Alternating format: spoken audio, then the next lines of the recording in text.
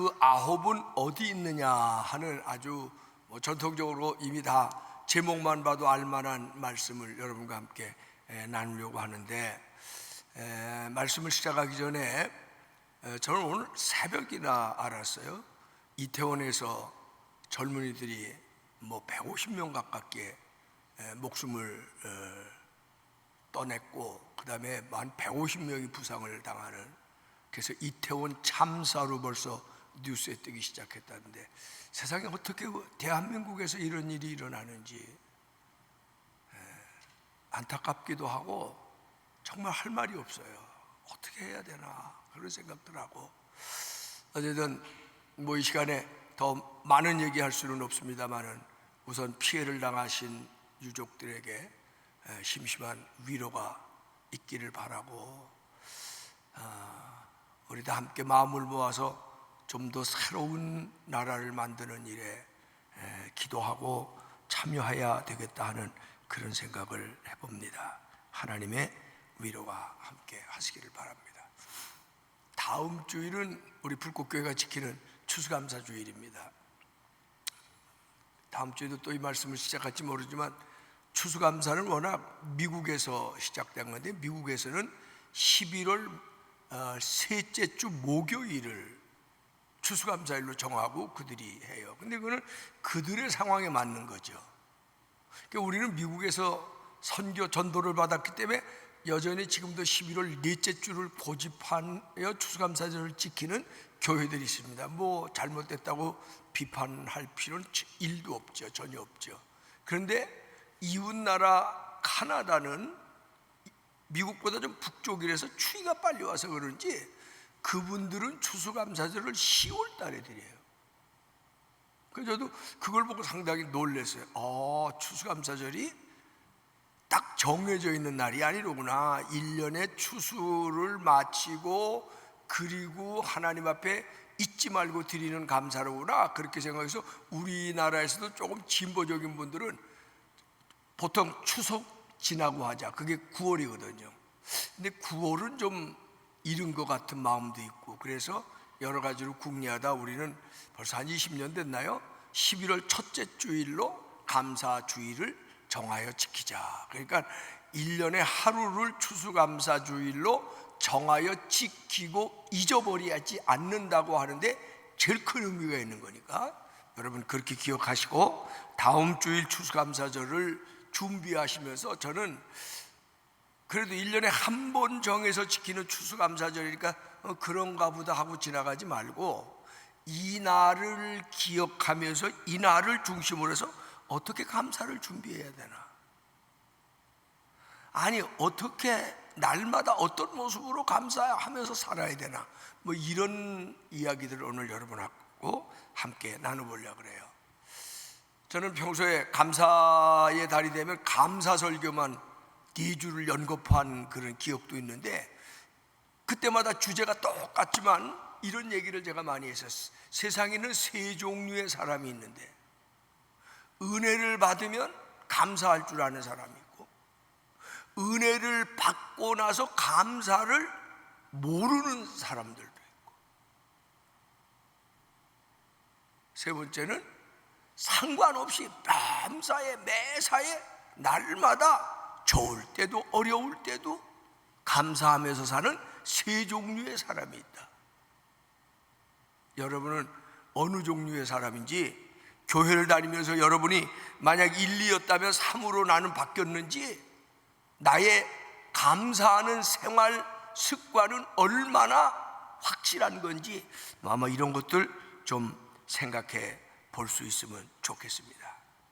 첫째는 은혜를 받고도 감사할 줄 모르는 사람의 이야기를 잠깐 하려고 합니다. 사람이면 다 사람일까요? 그래서 우리 옛말에는 짐승보다 못한 사람도 있다 그랬어요.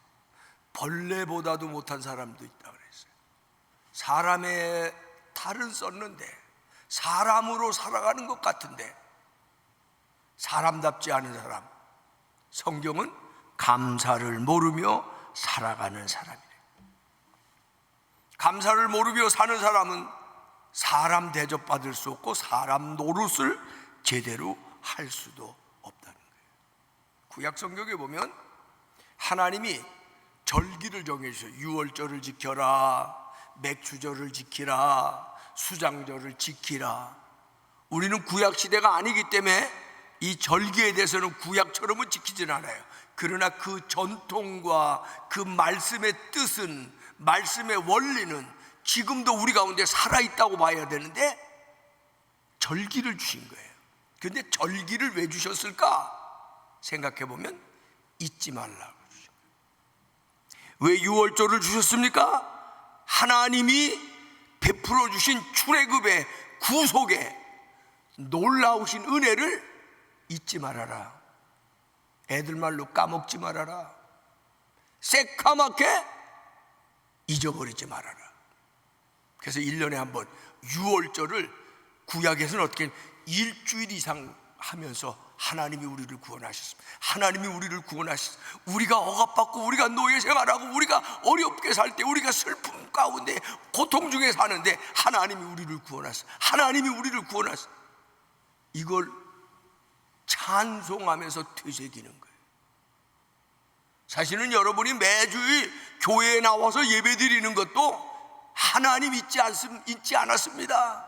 하나님의 은혜를 지금 내가 기억하고 있습니다. 하나님이 우리의 창조주십니다 라고 하는 걸 고백하면서 잊지 않고 마음에 다시 되새기는 행위라고 봐도 틀림이 없단 말이죠. 왜 하나님께서 장막절, 맥추절을 주셨습니까? 땅에서 농사하면서 수고하고 열매를 맺으니까 내 거야. 내가 수고했어. 내가 씨 뿌렸어. 근데 하나 잊어버린 거 있죠? 씨를 누가 주셨어요? 또 하나 잊어버렸죠? 땅을 누가 주셨어요? 또 하나 잊어버리고 있죠? 그것이 자라도록 알맞는 기후를 누가 주셨어요? 여호와 하나님을 잊어버리지 마라. 추수할 때마다 하나님 잊어버리지 마라. 하나님이 모든 것을 가능하게 하신 복의 근원이심을 잊지 말아라. 이게 절기의 핵심이라고. 핵심.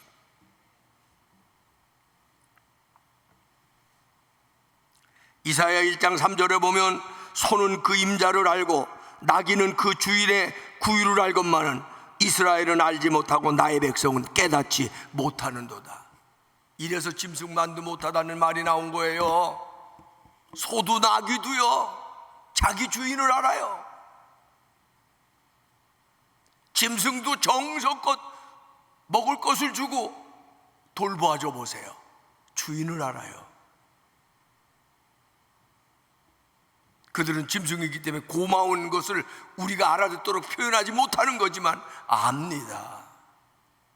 강아지들도요 맛있는 거 줘봐요. 꼬리치고 좋아서 와서 핥고 애교 부리고.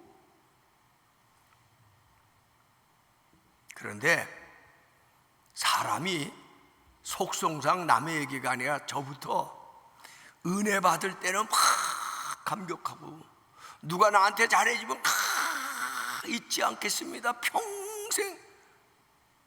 그리고 금방 잊어버려요.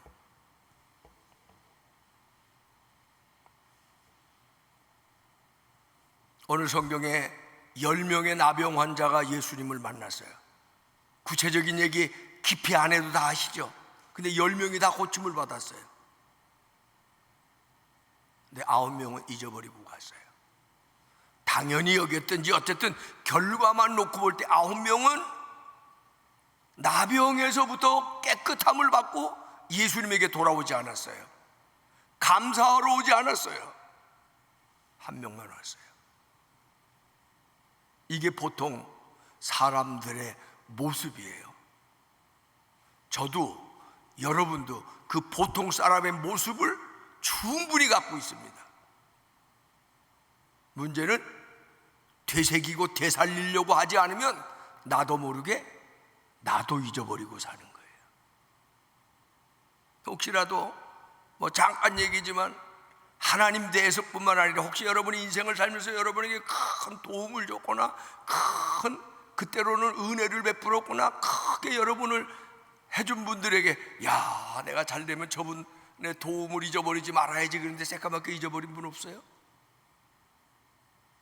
잘 생각해 보시면 한 분쯤 생각이 날지도 모릅니다. 두 번째 종류의 사람은 은혜를 받을 때 감사하는 사람 있습니다. 근데 은혜를 받고 잊어버리는 사람보다는 은혜를 받고 감사하는 사람, 틀린 거 아니죠? 많은 분들이 여기는 또 들어가요. 은혜를 받았으니까 고맙습니다, 나한테 도움을 주셔서 감사합니다, 이걸 할 줄 알아요. 그런데 그때만 그러고 조금 어려운 일이 생기잖아요, 갈등이 생기잖아요. 그 은혜 받았던 분에 대해서도 원망하고 불평하고 막 어떤 데는 비난합니다.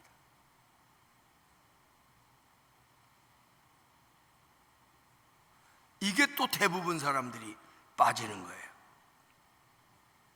은혜를 받을 때는 잠깐 감사합니다 그러는데 조금만 어려워지면 금방 갑절로 원망하고 불평하는 사람들, 이름 얼마나 많은지 몰라요. 이스라엘이 그랬죠. 하나님이 밤새 동풍을 불어서 홍해를 갈라서 이스라엘을 건너게 하시고 애굽의 군사는 홍해물에 수장시킬 때는 하나님 감사합니다, 할렐루야, 그러다가 광야에 들어와서 마실 물이 없어서 조금 목마르니까 그때부터 원망하고 불평하기 시작하기를, 누가 여기까지 우리를 데려와 달라 그런 적이 있냐, 모세야 너는 뭘 하는 거냐, 우리를 목말라 죽게 하려고 여길 데리고 왔느냐.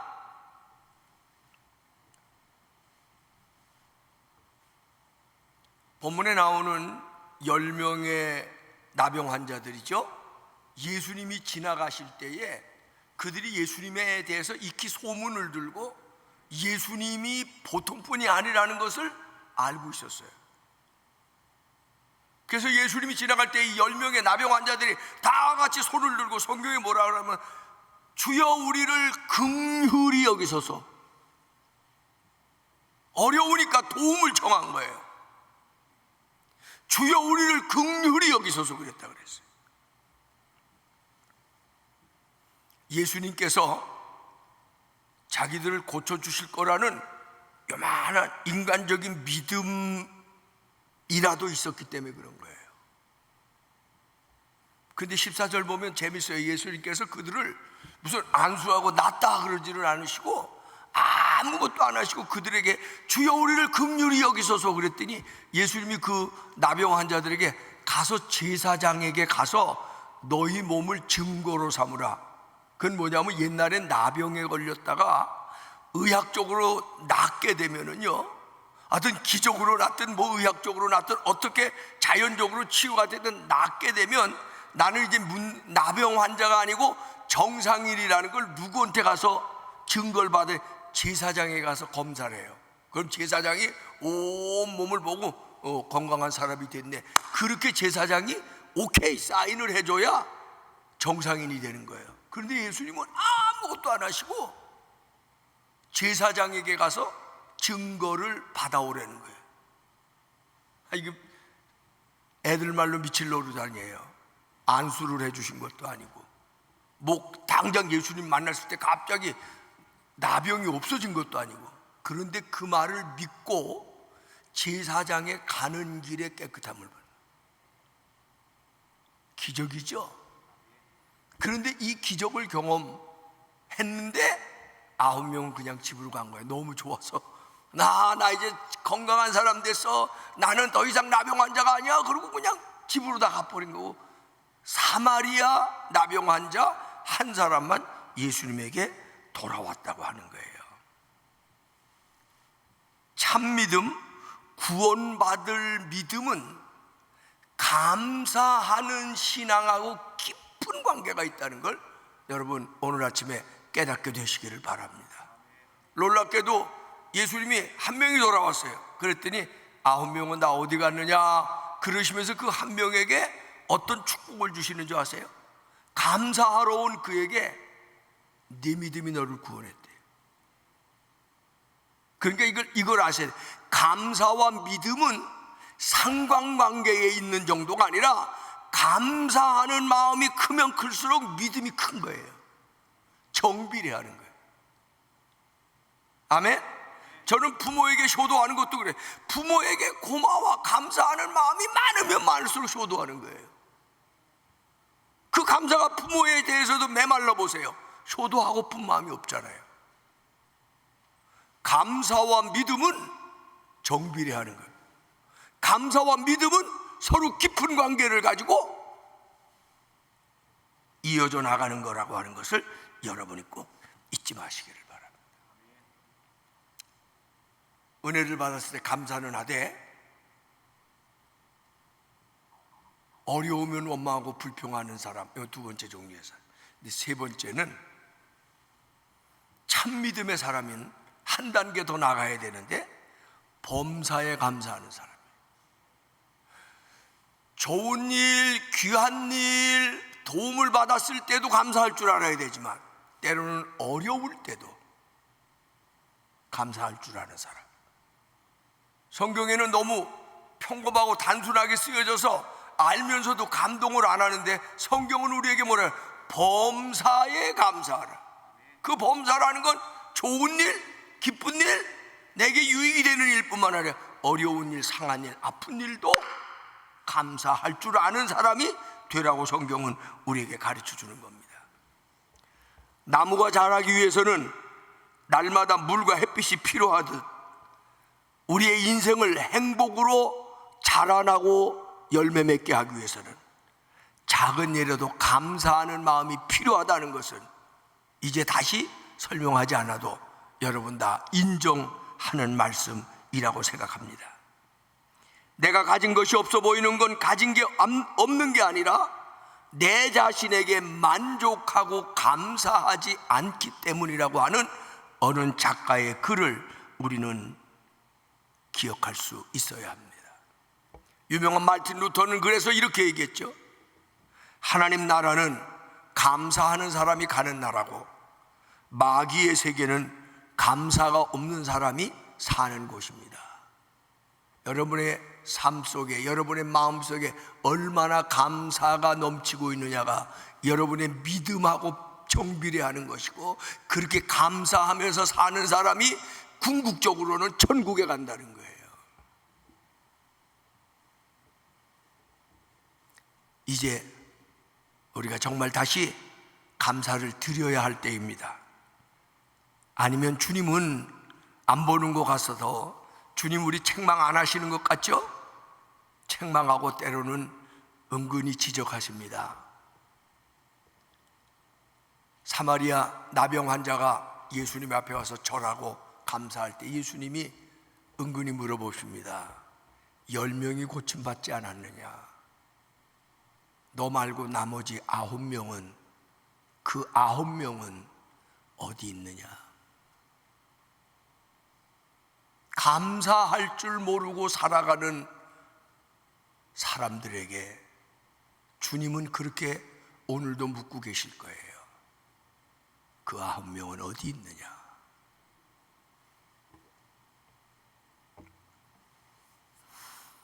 성경에 보면 창세기 아브라함은 가는 곳마다 하나님 앞에 제단을 쌓았다 그랬어요. 제단의 첫 번째 의미는 믿음의 행위보다는 감사의 행위입니다. 여기까지 인도해 주셔서 감사합니다. 여기까지 돌보아 주셔서 감사합니다. 사실은 아브라함이 갈대아 우르를 떠나 여행을 하다 보니까 어떤 데는 맹수의 공격을 당했을 수도 있어요. 죽음의 순간이죠. 그래도 왜 날 떠나라 그래서 이런 어려움을 당하고 목숨을 이러고 원망하지 않고요, 그 다음 날이면 어김없이 하나님 앞에 제단을 쌓고 감사합니다. 예배는 감사의 행위가 가장 중심이 되는 거예요. 요셉은 성경에 있는 대로 보면 많은 어려움을 당했잖아요. 심지어는 배신도 당해보고 무고도 당해보고. 근데 그런 원망에, 그런 깊은 어려움에 빠졌는데도 입을 열어 하나님 앞에 원망하는 죄를 짓지 않았다 그래요. 거꾸로 하나님의 뜻이 있습니다. 하나님 감사합니다. 우리도 그렇게 살아볼 수 있으면 좋겠어요. 어려울 때나 좋을 때나 내 뜻대로 될 때나 내 뜻대로 안 될 때 너무 많죠. 그때 한번 저를 따라서 한번 해보세요. 주님의 뜻이 있을 줄로 믿습니다. 그리 아니하셔도 감사합니다. 창세기에 보면 요셉이 감옥에 가 있을 때 꿈을 해몽해 줬어요. 그랬더니 술 맡았던 관원장 그 꿈을 들었는데 이 사람이 요셉을 잊어버렸다. 그 꿈을 해몽해 주고 복직된다 그럴 때는 이랬다가 요셉을 잊어버렸다.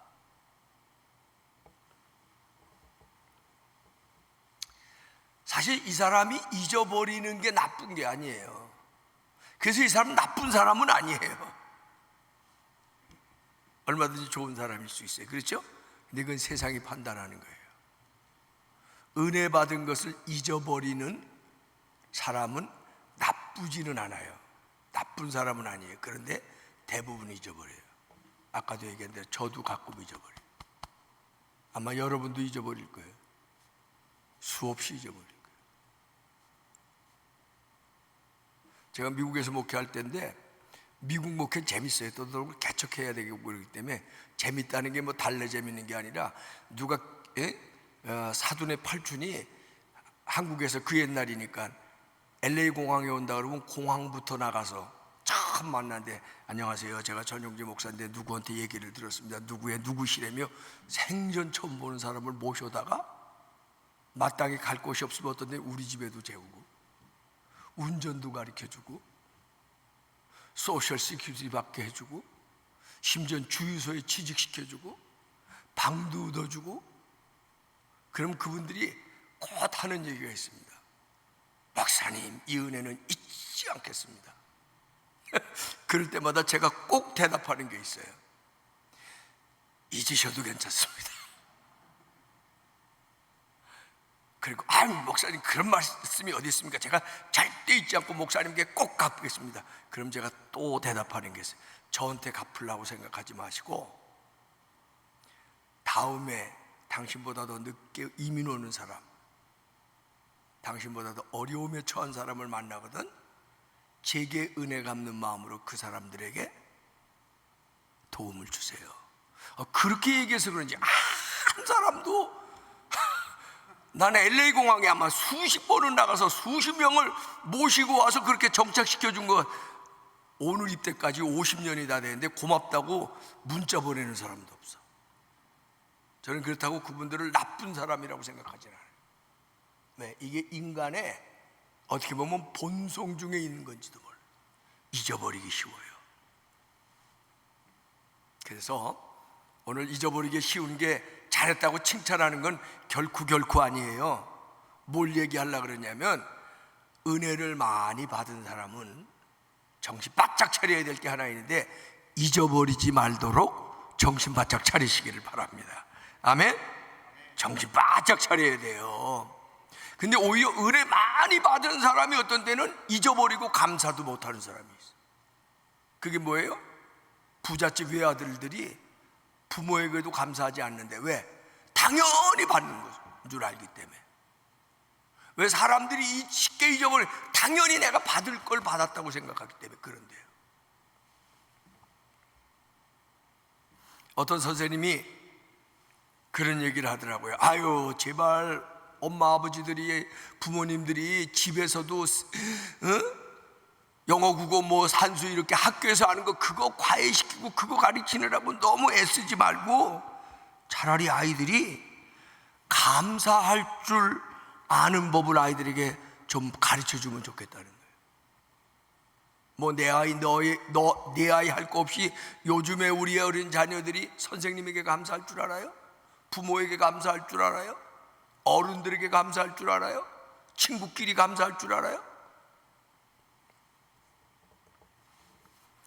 다윗과 같은 사람은 그래서 성경에 보면 이런 고백이 있지요. 내 영혼아 여호와를 송축하며 그 모든 은혜를 어떻게 하자고? 잊지 말아라. 잊지 말아라. 자기가 자기 자신에게, 자기 영혼에게 고백하고 다짐하는 다윗 시인의 시적 고백이 뭐냐면, 내 영혼아 항상 여호와를 송축하고 하나님의 은혜를 잊지 말자. 자기가 자기에게 다짐하는 거예요. 내 영혼아 하나님의 은혜를 잊지 말자. 그리고 다짐하는 게 그게 시편의 고백들이에요.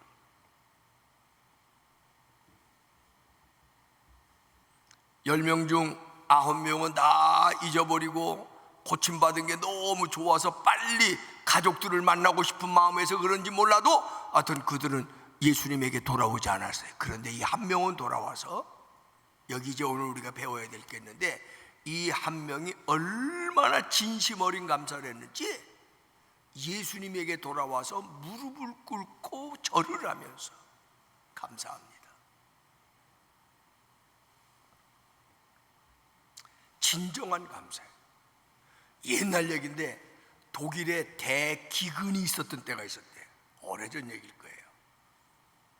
어떤 부자 할아버지가 큰 자루에다가 먹을 빵을 이런 거를 수백 개를 담아갖고 지고 나와서 길거리에서 아이들만 불러 모읍니다. 아이들 마라.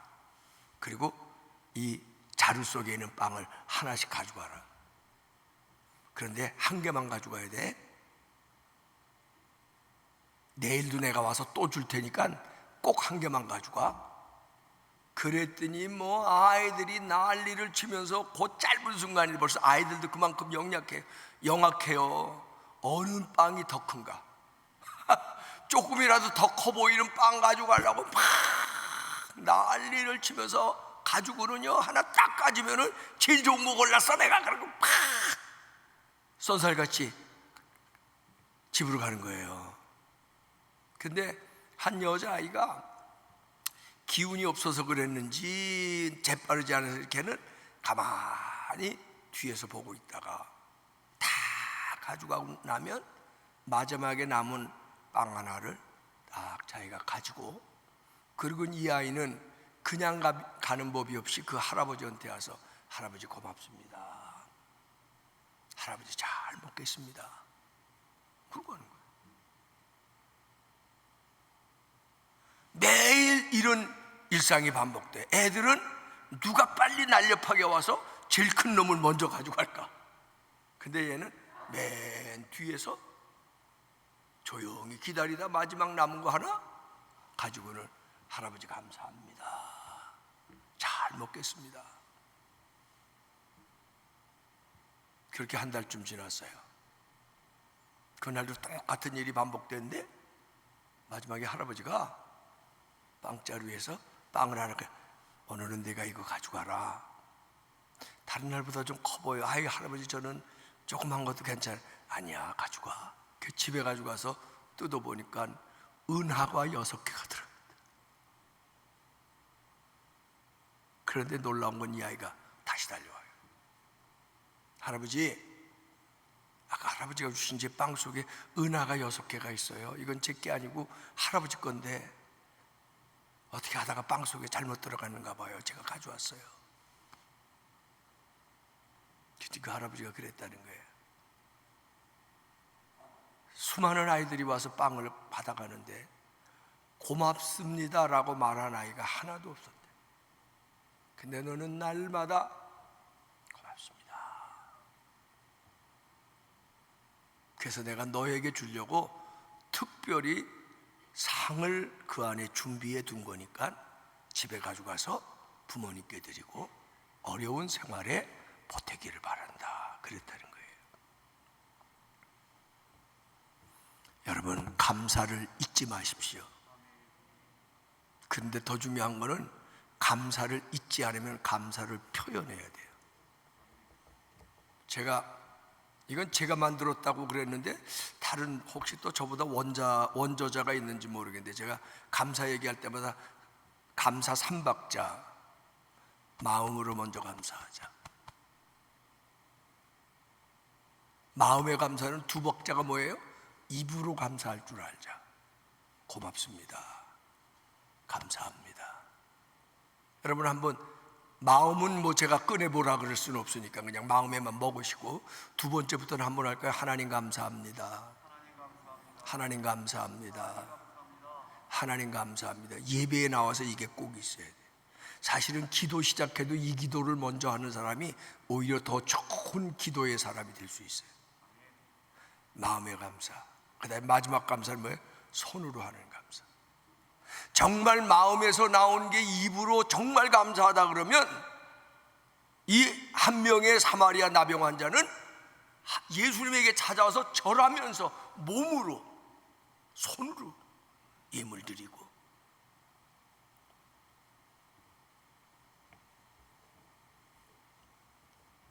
감사절을 지키라고 하는 것은 하나님의 명령입니다. 왜? 여러분에게 잊지 말라고 하시는 명령이에요. 감사를 표현하면서 살아가는 사람이 되라 하시는 명령이에요. 여러분 감사절을 그냥 쉽게 생각해서 오늘 봉투 가지고 와서 몇만 원 넣고 감사절 지켰다 이렇게 하지 마시고, 나는 하나님 앞에 무엇으로 감사할까? 어떻게 감사할까? 왜 감사해야 될까? 하나님은 나에게 무엇을 주셨을까? 나는 그동안 하나님으로부터 많은 것들을 받으면서 정말 시기적절하게 감사를 표현하며 살았는가? 이런 것들을 좀 묵상하고 생각하시면서 마음에서부터 이번 감사절은 하나님 앞에 나의 마음, 나의 믿음, 나의 감사, 이걸 하나님 앞에 정말 기쁨으로 드리는 그런 감사절로 만들어 보면 좋겠다, 그런 생각하면서 저도 여러분의 마음속에 그 아홉은 어디에 있느냐 하시던 예수님의 그 말씀의 무게가 제게도 여러분에게도 좀 전달될 수 있게 되기를 바라고, 한 명의 사마리아 나병 환자처럼 정말 예수님 앞에 와서 누가 그러라 그러지 않았는데 그냥 넙숙 무릎을 꿇고 절하면서 감사하다고 표현했던 그런 진실된 감사가 오늘 우리들 속에서 나타날 수 있게 되기를 주님의 이름으로 부탁하고 축원하고 축복합니다. 기도합시다. 어려운 때를 살아가며 원망, 불평, 낙심할 것